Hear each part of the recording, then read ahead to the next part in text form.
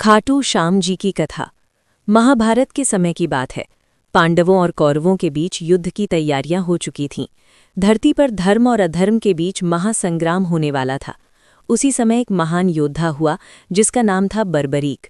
वो महादानी और महावीर घटोत्कच का पुत्र तथा भीम का पौत्र था। बचपन से ही उसने कठिन तपस्या की और भगवान शिव की आराधना कर अद्भुत शक्ति प्राप्त की।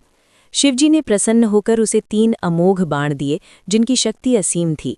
इन 3 बाणों से वो अकेला ही पूरे युद्ध का परिणाम बदल सकता था। बर्बरीक का एक विशेष नियम था। वो सदैव कमजोर पक्ष का साथ देता। जो पक्ष युद्ध में कमजोर होता वो उसी की ओर से युद्ध करता। जब इसने सुना कि महाभारत का युद्ध होने वाला है तो वो युद्ध देखने और उसमें भाग लेने की इच्छा से निकल पड़ा। जाते समय उसने अपनी माता से पूछा कि वो किस पक्ष का साथ दे। माता ने कहा, बेटा, जो कमजोर हो उसी का साथ देना। माता की आज्ञा उसके लिए सर्वोपरि थी। इधर भगवान श्री कृष्ण को ज्ञात हो गया कि यदि बर्बरीक युद्ध में उतरा तो युद्ध का संतुलन बिगड़ जाएगा। कभी पांडव कमजोर होंगे तो वो उनके साथ जाएगा और कौरव कमजोर होंगे तो उनका साथ देगा। इस प्रकार युद्ध अनंत काल तक चलता रहेगा और धर्म की स्थापना संभव नहीं होगी। इसलिए श्री कृष्ण ने एक लीला रचने का निश्चय किया। श्री कृष्ण ब्राह्मण का वेश धारण कर बर्बरीक के पास पहुंचे। उन्होंने उससे उसके बाणों की शक्ति और उसके नियम के बारे में पूछा। बर्बरीक ने सरलता से सब कुछ बता दिया। श्री कृष्ण ने मुस्कुराते हुए कहा, यदि तुम इतने ही दानी हो तो क्या तुम मुझे दान दे सकते हो? बर्बरीक बोला, मांगिए ब्राह्मण देव, मैं मना नहीं करूंगा। तब श्री कृष्ण ने उससे शीश दान मांग लिया। ये सुनकर बर्बरीक एक पल के लिए भी नहीं रुका। उसने तुरंत अपनी तलवार निकाली और अपना शीश काटकर श्रीकृष्ण को अर्पित कर दिया। उसकी भक्ति और दानवीरता देखकर श्रीकृष्ण अत्यंत प्रसन्न हुए।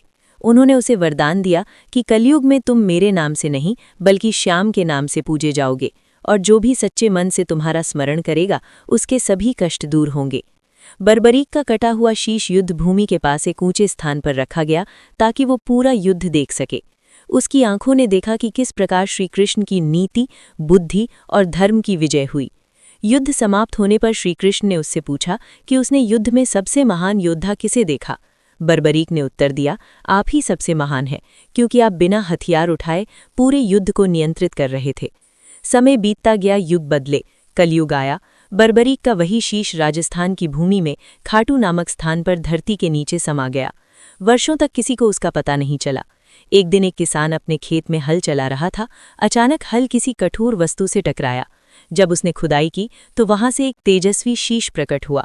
उस शीश से दिव्य प्रकाश निकल रहा था। उसी रात खाटू के राजा को स्वप्न आया।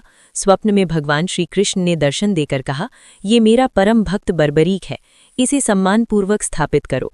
कलयुग में ये खाटू श्याम के नाम से विख्यात होगा। राजा ने प्रजा के साथ मिलकर भव्य मंदिर का निर्माण कराया और उस शीश की विधिवत स्थापना की। धीरे धीरे खाटू श्याम जी की महिमा दूर दूर तक फैलने लगी। जो भी सच्चे मन से उनके दरबार में आता खाली हाथ नहीं लौटता। कोई संतान की कामना लेकर आता तो कोई रोग से मुक्ति पाने, कोई व्यापार में सफलता चाहता तो कोई जीवन की परेशानियों से छुटकारा। श्याम बाबा सबकी सुनते और उनकी झोली भर देते। खाटू श्याम जी को हारे का सहारा कहा जाता है।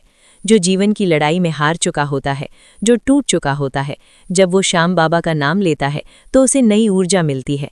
भक्त कहते हैं कि बाबा अपने भक्तों को कभी निराश नहीं करते। वे देर करते हैं पर अंधेर नहीं। आज भी फाल्गुन मेले में लाखों श्रद्धालु पदयात्रा करके खाटू धाम पहुंचते हैं। जय श्री श्याम का जयकारा चारों दिशाओं में गूंज उठता है। भक्त नाचते गाते भजन कीर्तन करते हुए बाबा के दरबार में शीश झुकाते हैं। वहां पहुंचकर हर भक्त को यही अनुभव होता है कि कोई अदृश्य शक्ति उसे अपने आंचल में समेट रही है। खाटू श्याम जी की कथा हमें सिखाती है कि सच्ची भक्ति, दान और त्याग से भगवान को भी झुकाया जा सकता है। बर्बरीक ने अपना सर्वस्व दान कर दिया, इसलिए आज वो कलयुग के देवता कहलाते हैं। जो भी उनके चरणों में सच्चे मन से आता है उसका जीवन श्याम बाबा की कृपा से संवर जाता है। जय श्री श्याम।